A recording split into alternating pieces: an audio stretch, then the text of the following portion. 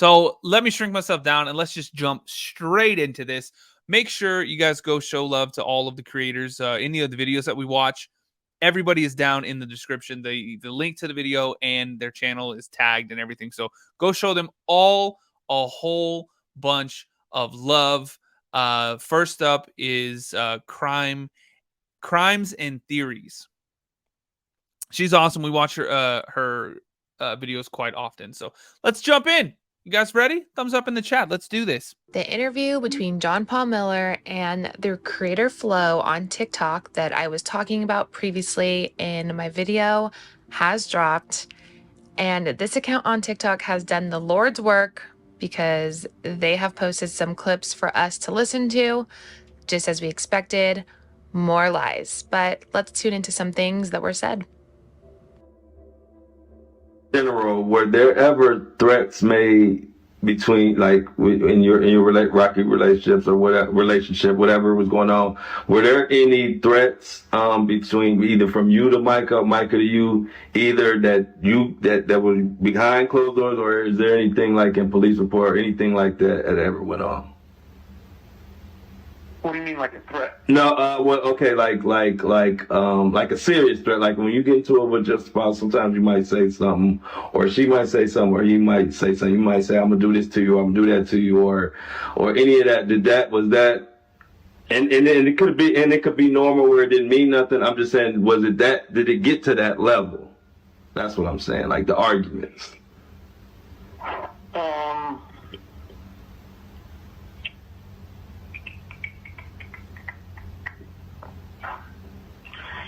I mean, there's a video of me. I met her at Honda. Well, I was at Honda first, and I was taking her mail to somebody who was going to bring it to her. When I saw her, I just went and gave her a mail. She was saying, you were at the Honda dealership first, bringing her mail to someone who was going to give her mail, and she just happened to show up at the Honda dealership. You what? What? That doesn't make any sense whatsoever. What? Let's keep going. Is that what he meant? Is that what he said? Because if so, that's really weird. Something that she's going to do. I forget what it was. It was just something done. She wasn't in her right mind. But when I said back to her, I said, I'm going to put the pictures of you and somebody else up on Facebook. Somebody thought that was me saying something. But no, I would never do that. But I did threaten in that moment. I think I did threaten. I said, well, if you do that to me, I'm going to show the pictures of you and, this boy. Something, and then I walked away. Of course, never did it. I said that, so she did something. Why can't I hear anything that he's saying hardly? And did you see how he threw in you and this boy, even though that boy was what, like 19 or 20? A legal adult? Why'd you say it like that? She shouldn't have done on March 11th, something she would never in a zillion years do, ever, when she's on medication. Mm-hmm. She did something that she only does when she's off medication. And that's how I knew that she was mentally ill and needs help, was on that day, which was March 11th. And there were some pictures taken of her and somebody else doing something inappropriate. And so when I was taking her mail and she said something, I forget what she said, it doesn't matter, but I said, well, if you do that, I'm going to put pictures of you and that boy up on Facebook. The rumor was that you did post naked pictures and took it down. So I'm trying to clear that now, because that's like really what people think. People really think that's what's really out there. Yeah. So it's not that. So you never. It wasn't naked pictures, and you never posted whatever you said you were gonna post. Right? Is that what you're saying? I don't think there's I can. I don't think there's a naked picture of her out there anywhere. Yeah, I know. But yeah, they said that you posted it, took it right back down. That was the rumor. Not that it's out there. Oh no, that's in the apology letter. So okay. The last time I saw her, when I finally got to the end of our 4 hours, I said, "What would it take for me to get you back on medication before something bad happens?" She said, "Okay, here's what you got to do." She said, "If you'll write an apology to me for the following things," and she listed a whole bunch of crazy stuff. She said, "If you tell me you're sorry for that stuff and make it really good and give me $10,000, I'll take my medicine." And I said, "Okay, I don't have $10,000. She said, well, I want to move to Africa. I said, well, how about this? How about I give you $1,000 and an apology? She said, okay. And she said, but it has to be handwritten. I thought that was weird. And then she handed me an apology that she wrote out of her diary, her actual diary, not the one that people are making up, but like her real diary, which is all about our vacations and poems and stuff like that. Okay. She wrote this apology to me, handwrote it, I have a picture of it. Mm-hmm. She tore it out of her diary, and half of it's unusual, the other half is normal. It's just, you can tell she's not mentally right. But anyway, and I said, you'll do that? I said, you run your medicine? She said, yeah. I said, okay. I said, I'll have you a check for tomorrow, and I said, I'll go ahead and write you an apology. She said, okay. So she left, so I emailed her an apology that said, I'm so sorry for everything, da-da-da. And she said, that is not what I said to write. I said to write one with all the details, apologize for doing this and doing this. I said, but Micah, I didn't do those things. She said, yes, you did. And so then I texted Reverend Randall and I said, hey. Oh my God. Is he trying to say that she said, oh, no. I want you to admit to things that you didn't actually do so that I have it in writing and then I'll take my medicine. Really? Oh my God. Are you serious? There's no chance, JP. There's no chance that it's true and that you did those things. That's completely off the table. They're like, no way. Oh my God. Never, ever. What actually happened is she just made up all this stuff and made me sign this thing. How on earth does that make any sense whatsoever? I don't know. Maybe it is, maybe it isn't. I don't know. I'm not these people. I'm just saying that is weird. That is weird as hell. YouTube, by the way, hit the subscribe button. Hit the thumbs up button. If you're new here, if you're watching, if you're hanging out, if you're enjoying the show, do me a favor. Just hit the little thumbs up button for me. Let's get 100 likes on YouTube. TikTok, hit the follow button. Tap the screen like crazy. Let's get 25,000 likes. Thanks for the little coin things. I appreciate it, y'all. And hit the follow button. Hit the follow button if you're new here. Come over to the YouTube channel, The Mystery Project, and you can watch the video along with us. Let's go. I said, I think I have my win. I think I finally got it. If I give her $1,000 and I write an apology for a bunch of stuff that I didn't do that she has in her head, I said, she'll get back in her medicine, and then she'll understand I didn't do it. She'll be okay. What do you think? And he said, and I have all this, of course, my affidavit and the email and everything. He said, no. He said, you don't apologize for something you didn't do. That's not wise. And, you shouldn't do it, blah, blah, blah. So I said, okay. Well, I did it anyway. And so I sent that apology letter that everybody's reading. And, it'd be easy for me. If I wanted to lie, I would just say I never wrote it. Right. My name's not on it. There's no signature.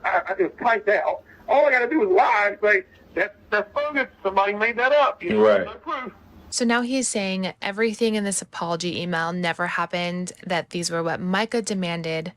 Everything was made up.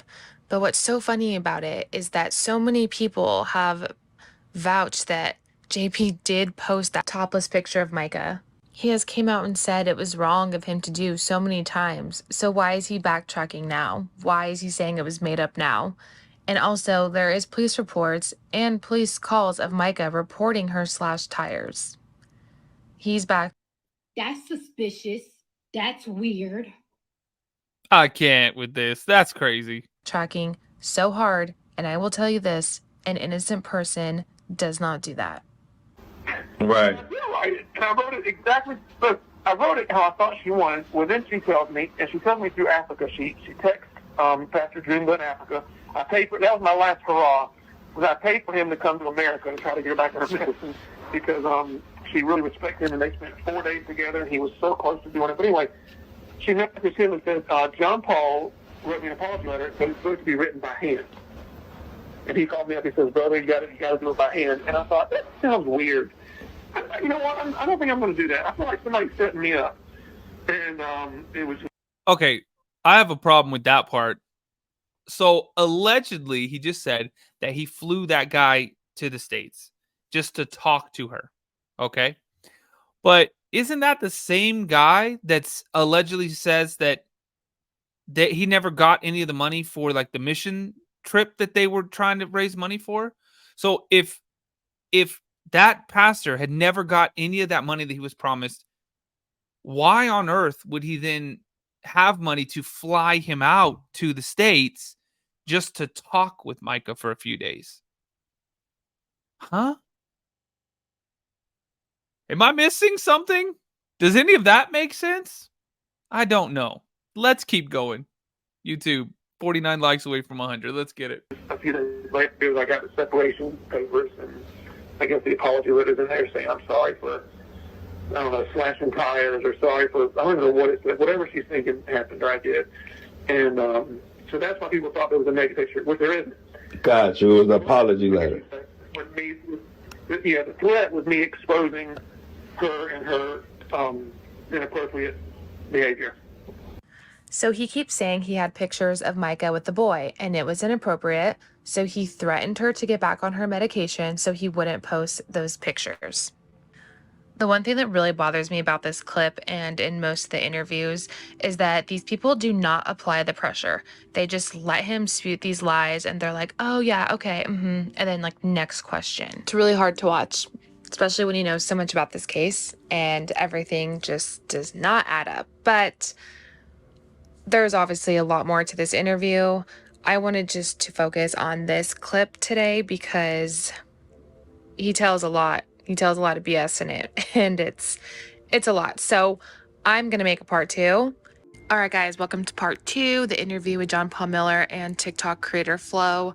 Let's start with this clip of the interview. I'm just going to read off the caption that summarizes the clip because we all know how John Paul Miller talks about Mica's mental health, and there's a few more videos I want to share that I do want to talk a little bit deeper about. So in the interview, John Paul Miller says he didn't want people to judge Mica, so he kept her mental health issues a secret.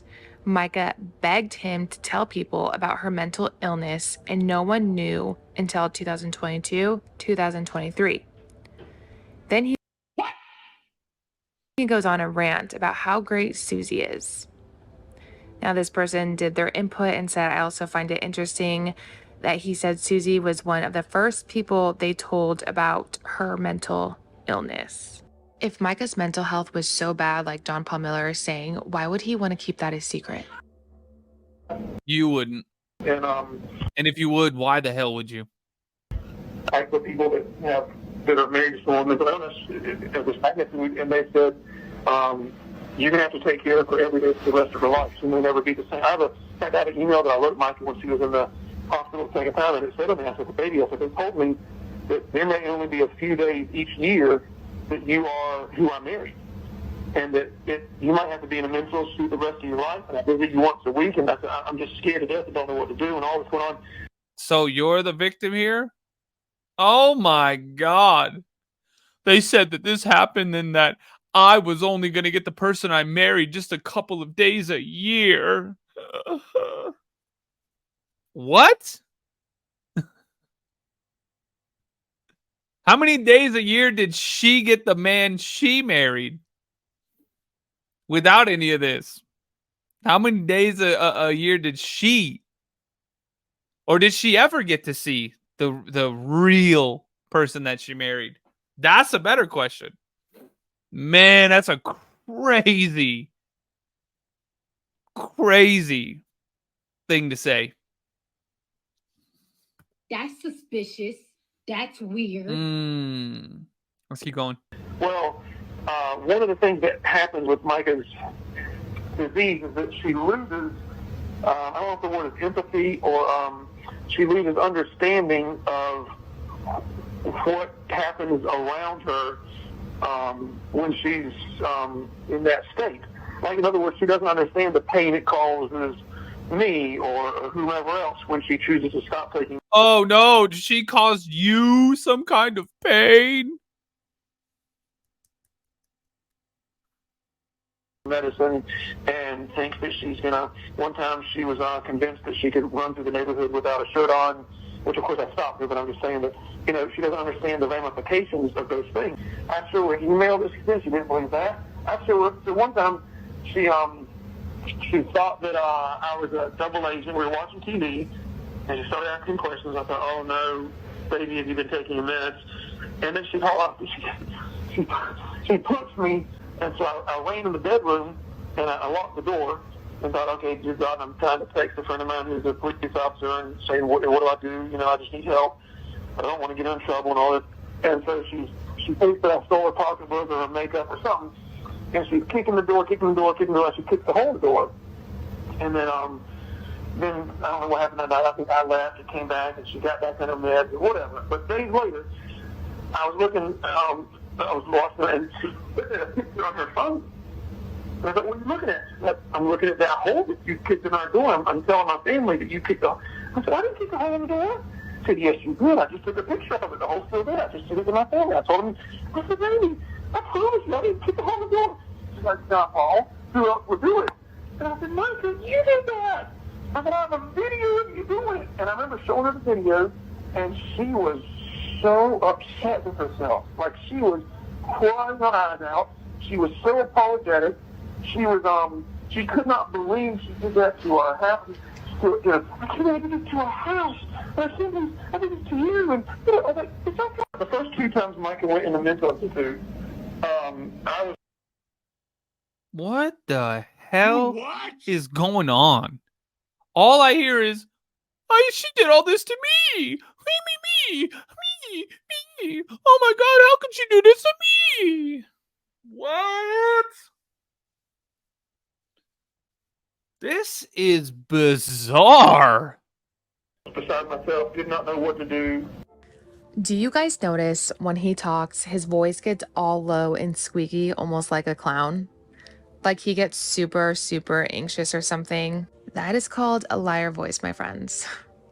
100% liar voice. He says that her mental health was so bad, she would hallucinate and think people were different people. But he chose to keep it a secret for how many years? Yeah, nobody's buying that, John Paul. You a little hasty? Were you a little because of what happened, or can you just clear that image up? Yeah. Go ahead. Whose house? You said what? Whose house? I don't know. I guess it was a Mica's it was an apartment. Either it was where Mica was staying, and it was said that you went to the apartment and you had to leave some people or somebody that you were telling them to let you in because you needed something out of the apartment. Oh yeah. It was, I don't remember how many days it was after she passed, but yeah, I don't remember when it was. That I'm just talking about that story. Yeah, no, of course I asked for her stuff. She's my wife. No, okay, well, of course you asked for her stuff. So that's the answer. You went over there to get her stuff. You didn't go over there to get anything specifically, or one. That's I guess that's what we want to clear up. It's not as far as social media. It's not. They're not saying that you went over there to get her stuff. They're thinking you went over there to get something specifically, and you were going crazy about it. Well, I mean, I might have mentioned a few things, like she made a sweatshirt in January that said Miller 2017. She was so proud of it. She sent me a picture of it. She was at the house when she took a picture. I was out eating lunch or something. So I wanted that sweatshirt. I wanted let's see, she had 2 diaries. One was poems to me, and the other one was all of our vacations that she'd write about. I wanted diaries. Oh, she just bought us a Bible in January of this year. She got a Bible that said Mica and JC on the front of it, and she was so excited for that. So I was going to get that. Let me think what else. Oh, there's a necklace she has. The necklace she has. It has like a little teeny bubble, and if you look inside of it, there's a naked picture of me. And so I wanted to make sure I got that. Okay. He just said, what the hell was that? He wanted to grab a necklace that had a naked picture of him inside of it. Okay, so he had no legit reason to go inside Mica's apartment. They were separated. None of her stuff belonged to him. The diaries that he said were made up, were not made up. Mica's sister is in possession of them, and I do believe what was said in those diaries is actually the blueprint of Mica's law. Everything she endured while being in a relationship with John Paul, and he didn't want anyone to know that. I do think better questions are being asked in Flo's interview, so rest assured there's a lot more information. I'm going to post a part 3 that will be posted today. Hey guys, welcome to part 3. If you haven't watched the other 2 parts, check out the videos below this one. We are talking about the Mica Miller case and John Paul's latest interview with the creator Flo. Let's start with this first clip. I brought up his squeaky voice in the last video, his liar squeaky clown voice. Thank you, He Wendy. does it again when talking about Mica taking testosterone. Something What? they said you made her take testosterone. Go ahead. Why would I make my wife take testosterone? I have a picture of my if you want to see my the testosterone prescription. I have a picture of prescription of the date and everything if you want to see it. But what I do is when I want her to do that. Right. I think Flo let him off too easy with that one. He just kind of agrees with him, which is kind of annoying to me. But anyways. Oh man, yeah, you gotta grill this dude. If he's willing to get on there and do that, you gotta grill him. You can't just agree with him. You gotta dig in it. Well, why would you do that? We want to know why you would do that, because that's what has been said, is that you did. So answer your own question. Why would I do that right now? Exactly. That's why I asked. Why would you? Well, I would. Let's assume that you did. What would be a reason that you would do that? And let him talk. Give some space. Ooh. Let's keep going before I get heated over here. YouTube, hit the thumbs up button. Come on. 18 left. The fumbling of his voice, the squeaky clown sound coming from his voice box. I don't know what the heck you'd call that. So guilty, you guys. But okay, listen to this next clip, because he asked John Paul Miller who he was with and if there's any evidence of it the day Mica passed. We know that all that was produced was this picture of John Paul Miller's truck driving down a highway. So Flo asked him if there's any other footage or proof that you can give us, so that way we can verify where you were at. This is what he says. Another question that's been asked a lot. Okay, now they do have a picture of your truck to show that you were, I guess, supposed to be in Charleston or wherever. Correct me if I'm wrong, or whatever the exact location is. Another topic that was heavy on my page was JP Miller. Where were you? Who were you with? Do you have footage of where you were when Mica Miller unalived herself? Have you either thought of, or are you ever gonna produce? Do you have any footage that you would, or anything else besides? I guess to make it simple, do you have anything else besides a picture of a truck showing that who, or were you with somebody that can confirm what you were doing, or anything like that? Anything past a picture of a truck moving, saying you were there? 100% stories out of it. I was with about 100 people. Okay. From my kids' school. Okay. All of us together. We all ate dinner together. We all were at the games together that day. And so that didn't answer any questions. He said, "Is there pictures or video?" And you said, "I was with 100 people." Awesome. Did those 100 people take a picture? Did those 100 people take a video? The chances of being at something like that and 100 people not taking a picture or video are pretty low, right? Probably somebody was taking pictures of video. Statistically speaking, the majority of them probably were. So that's the question he asked. Not how many people. Oh, by the way, how many people would you say you were with? About 100 people. Oh, okay. No, he said, where's the pictures and videos? That's the question. Does he end up answering it? Let's find out. I have receipts from the stores that I went to in Charleston that day. Okay, so you have receipts that show that you bought something there, or that your card bought something there. But is there a picture or video? Oh, there'd be surveillance footage of him buying something there. So there's a lead right there. Okay. And the person that was with me the entire time, 100% of the time, even in my truck the whole time, is someone that I can neither confirm nor deny due to court papers.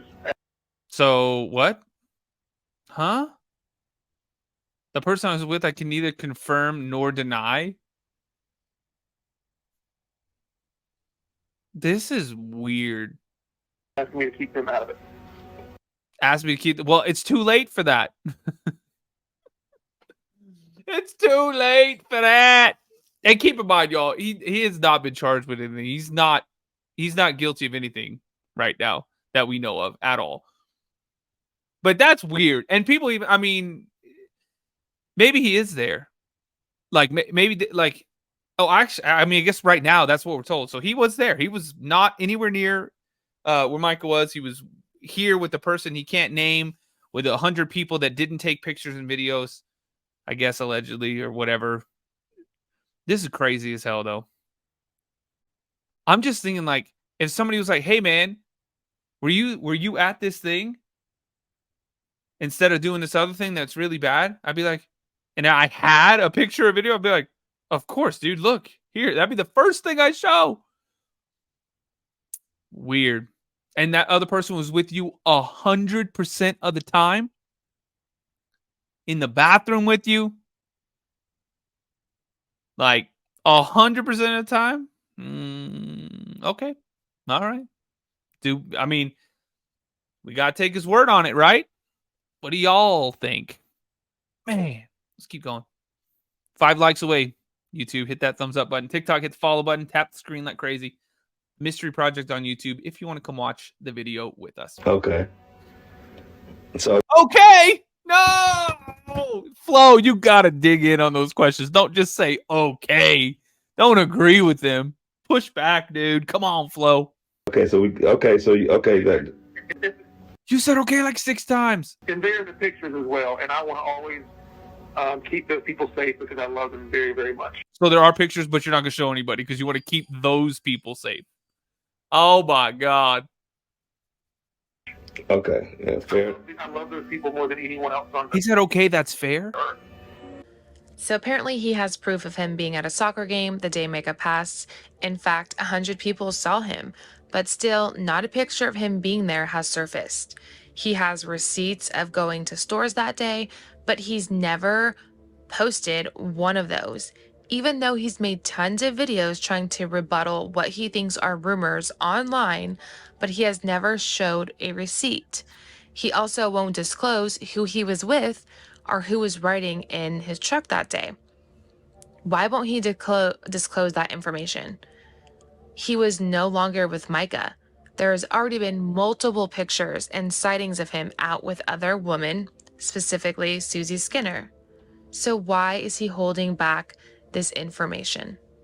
Do you think he's really trying to protect these people that he loves more than anyone on this earth?